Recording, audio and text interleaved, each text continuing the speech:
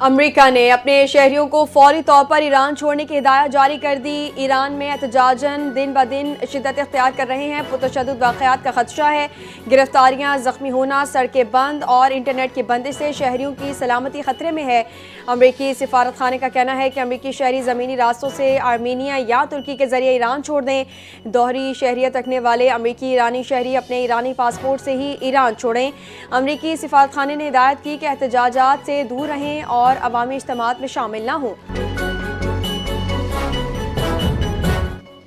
ایران سے کاروبار کرنے والوں پر امریکی ٹیرف فوری نافذ۔ صدر ٹرمپ کا حکم حتمی قرار۔ ایران کے ساتھ تجارت کرنے والے ممالک پر 25% ٹیرف عائد کیا جائے گا۔ ایران کے ساتھ تجارت پر امریکہ سے ہر قسم کی تجارت مہنگی ہو گئی۔ امریکی صدر کی ایرانی حکومت کو سخت وارننگ، کہا ایران کے خلاف فوجی آپشن پر غور جاری ہے۔ عارف والا کے علاقے 2EB میں گیس لیکیج سے ہولناک آتش زدگی، ماں اور 2 کمسن بچیاں جاں بحق۔ خوفناک آتش زدگی سے ہنستا بستا گھر اجڑ گیا۔ ریسکیو کام کے مطابق گیس سلنڈر سے چولہا جلانے کے دوران حادثہ پیش آیا۔ حادثے میں شوہر شدید جھلس گیا، ساہیوال اسپتال منتقل کر دیا گیا۔ جاں بحق افراد میں 26 سالہ صفیہ، 1 سالہ فضیلت اور 3 سالہ گلشن شامل ہیں۔ دلخراش واقعے کے بعد علاقے میں فضا سوگوار ہے۔ پاک ایران وزراء خارجہ کا موجودہ صورتحال پر تبادلہ خیال۔ دونوں ممالک کا قریبی رابطے میں رہنے پر اتفاق۔ پاک ایران سفارتی روابط جاری رکھنے کے عزم کا اعادہ۔ ایران اور امریکہ کے درمیان رابطے کے ذرائع بحال۔ عراقچی امریکی نمائندے اسٹیو وٹکوف کے درمیان پیغام کا تبادلہ۔ ترجمان ایرانی وزیر خارجہ کا کہنا ہے ایران مذاکرات سے کبھی پیچھے نہیں ہٹا۔ ٹرمپ دور کے پہلے سال میں 1 لاکھ سے زائد ویزے منسوخ۔ ویزا منسوخ ہونے والوں میں 8,000 غیر ملکی طلبہ شامل۔ روزگار کے لیے آنے والے 2,500 افراد کے ویزے بھی ختم۔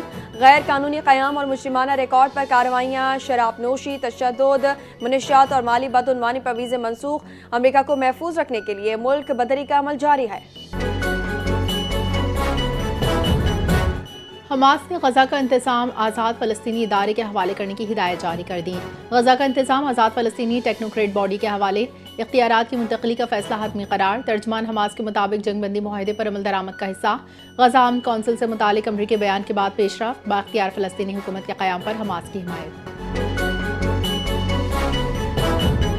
یوکرین امن کے لیے مکالمہ واحد قابل عمل راستہ ہے۔ سلامتی کونسل میں پاکستانی مندوب عاصم افتخار کا خطاب۔ یوکرین معاملے پر امریکی سفارتی کوششوں کی حمایت۔ تنازع کے دیر پا حل کے لیے بات چیت اور سفارتکاری کو ترجیح دی جانی چاہیے۔ سفارتی حل یوکرین اور روس کے مفادات سے ہم آہنگ۔ پاکستان کا تنازعات کے پرامن حل پر موقف واضح۔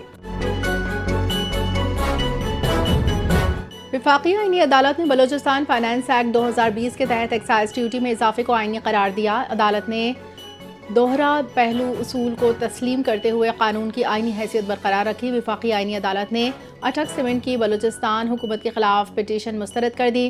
معدنیات پر ایکسائز ڈیوٹی لیبر ویلفیئر اور عوامی مفاد کے لیے ہے۔ صوبائی قانون وفاقی اختیار ختم نہیں کرتا، یہ آئینی ہم آہنگی کے دائرے میں ہے۔ 15 صفحات پر مشتمل تحریری فیصلہ جسٹس عامر فاروق نے جاری کیا۔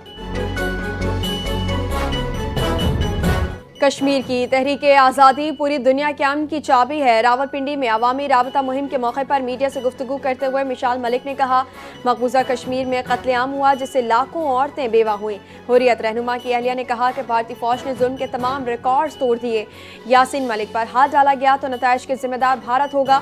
بھارت کی دہشت گردی اب کشمیر تک محدود نہیں رہی۔ را پر ٹارگیٹ کیلنگ کا الزام بھی لگا دیا۔ مودی اور اجیت ڈوول کو چیلنج، کشمیری عوام کا سامنا کریں۔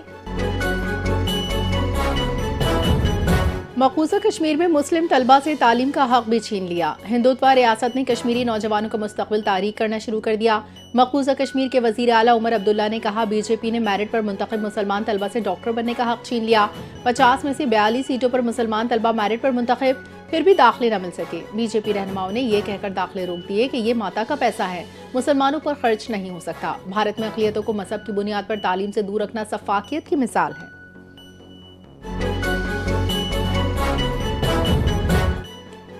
مودی دور میں جعلی ڈگریوں نے بھارتی طلباء کا مستقبل تاریک کر دیا۔ بھارتی جریدے ٹائمز آف انڈیا کے مطابق آسٹریلیا نے بھارتی طلباء کو ہائیسٹ رسک کیٹیگری میں شامل کر لیا۔ جعلی تعلیمی اسناد پر آسٹریلیا میں ویزا جانچ مزید سخت۔ بھارتی پولیس 100 کروڑ روپے سے زائد کی جعلی ڈگریاں ضبط کر چکی۔ امریکہ، برطانیہ اور کینیڈا کے بعد آسٹریلیا نے بھی بھارتی طلباء پر قدغنیں لگا دیں۔ تعلیمی فراڈ نے بھارت کی بین الاقوامی ساکھ کو شدید نقصان پہنچا دیا۔ افغان طالبان رجیم میں صحافت زوال پذیر، سچ بولنا جرم بن گیا۔ طالبان نے قندوز میں خاتون صحافی نصیرہ رشیدی کو گرفتار کر لیا۔ دی افغانستان انٹرنیشنل کی رپورٹ کے مطابق خاتون صحافی 4 دن سے طالبان کی تحویل میں ہیں، کوئی معلومات فراہم نہیں کی جا رہی ہیں۔ افغانستان میں 93% خواتین صحافی خوف اور پابندیوں میں جکڑی ہوئی ہیں۔ افغان میڈیا پروٹیکشن آرگنائزیشن کے مطابق آزادی صحافت میں افغانستان 180 ممالک میں 175ویں نمبر پر ہے۔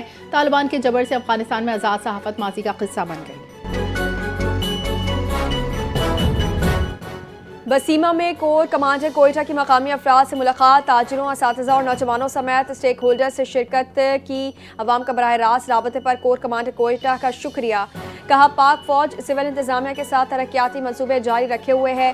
کور کمانڈر کوئٹہ نے مزید کہا کہ بھارتی سرپرستی میں دہشت گردوں کے منفی پروپیگنڈے کو مسترد کرتے ہیں، مقامی تعاون سے بلوچستان میں امن و خوشحالی یقینی بنائیں گے۔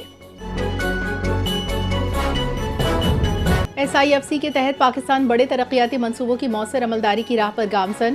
سی پیک فیز 2 سے متعلق اسٹریٹجک اکنامک ڈائیلاگ کا چھٹا دور بیجنگ میں منعقد ہوا۔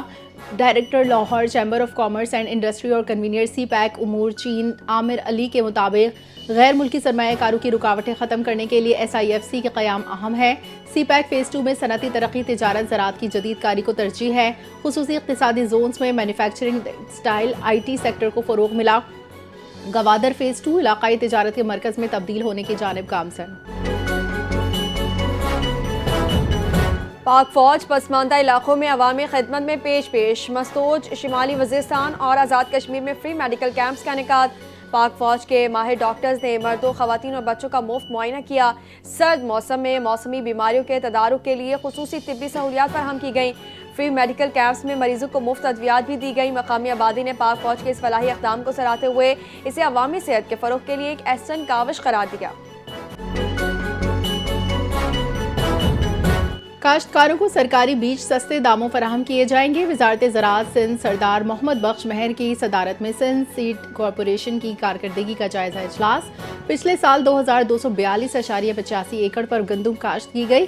کپاس چاول سے مالی آمدنی حاصل ہوئی۔ کاشتکاروں کو 2170 بیگز گندم کے بیج سستے داموں فراہم کیے گئے۔ وزیر زراعت سندھ نے ہدایت کی کہ سندھ سیڈ کارپوریشن کی تمام زرعی زمینوں کی جیو مارکنگ کی جائے۔ اصلاحات کے ذریعے سندھ سیڈ کارپوریشن مالی و انتظامی طور پر خود کفیل بن رہے۔ پاکستان کے پہلے ویمن MMA فائٹر انیتا کریم نے تاریخ رقم کر دی۔ انیتا کریم کا شاندار knock out, 52 kilo gram category کا ٹائٹل اپنے نام کر لیا۔ فائنل میں ایرانی فائٹر پریسا شمشیر آبادی پہلے راؤنڈ میں ناک آؤٹ۔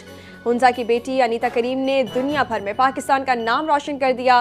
اسپورٹس مبصرین کا کہنا ہے کہ انفینٹ چیمپئن شپ ابھرتے فائٹرز کے لیے اہم پیشہ ورانہ پلیٹ فارم ہے۔ انیتا کریم کی فتح خواتین کی خود اعتمادی اور بااختیاری کی علامت ہے۔ آسٹریلیا ویمن ٹیم کی کپتان کا ریٹائرمنٹ کا اعلان۔ ایلیسیا ہیلی بھارت کے خلاف سیریز کے بعد تمام فارمیٹ سے ریٹائر ہوں گی۔ ایلیسیا ہیلی نے 295 انٹرنیشنل میچز میں 7000 سے زائد رن سکور کیے، وکٹوں کے پیچھے 275 آؤٹ کیے۔ ایلیسیا ہیلی کا شاندار کیریئر ہے۔ ایلیسا ہیلی 8 ICC ورلڈ کپ ٹائٹلز کا حصہ رہیں۔ ایلیسا ہیلی نے کہا کہ بھارت کے خلاف ہوم گراؤنڈ پر آخری ون ڈے اور ٹیسٹ کھیلوں گی۔ اور انڈر 19 ورلڈ کپ سے قبل پاکستان کا دوسرا warm up match. Pakistan under 19 team آج امریکہ کے خلاف ایکشن میں۔ بولاوایو میں پاکستانی ٹیم کا بھرپور پریکٹس سیشن۔ پہلا وارم اپ میچ بارش کی نظر۔ پاکستان کا افتتاحی میچ 16 جنوری کو انگلینڈ کے خلاف۔ ہیڈ کوچ شاہد انور کا عالمی کپ میں شاندار کارکردگی کا عزم۔